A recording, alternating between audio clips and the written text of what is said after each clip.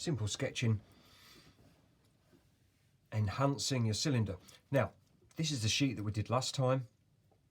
We've got various different cylinders. Remember, we have a fast ellipse, a second fast ellipse, two parallel lines, join them up, ellipse, ellipse, two parallel lines, ellipse, ellipse, two parallel lines. When we were sketching cuboids, I showed you an outlining technique to emphasize one of your cuboids, to make it stand out off the page. Now, the technique for drawing these cylinders does leave us with a slight optical illusion. If we look at this cylinder here, we can see the top of the cylinder. So if we look at this socket, we can see the top of the cylinder. But apparently, we can also see the bottom of the cylinder at the same time. This is impossible for our eyes to really see. We cannot see the top of a product and the bottom of a product simultaneously because our eyes are aligned horizontally. So to make the cylinder correct, to show it how the eye really sees, we just need to emphasize a few of these lines. So I'm going to go around the outside, make these stand out. I'm going to make the top stand out and just the bottom line. So I'm ignoring this line here. That one's fading into the background now. I'll do the same with this one.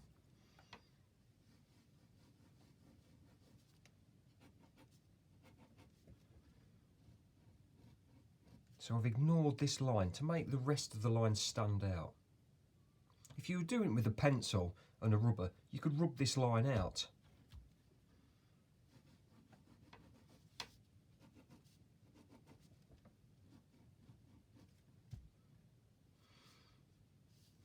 So we can see the top of this, we can see the top of this, we can see the top of this.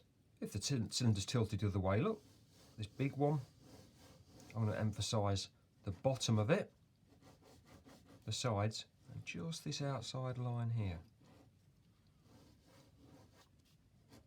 So what was a jumbled mess before, we've made these cylinders stand out, we've emphasised them using an outlining technique, just as before.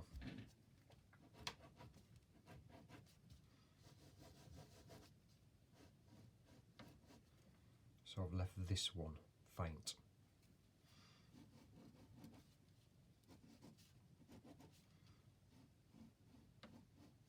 I've left this one faint.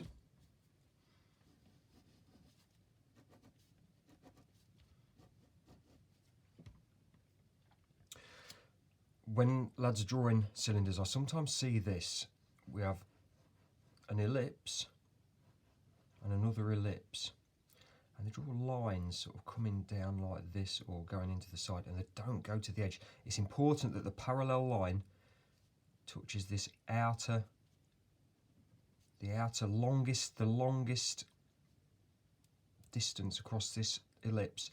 This is where the line should intersect. That's where they should meet, just on the edges there, right on the edges.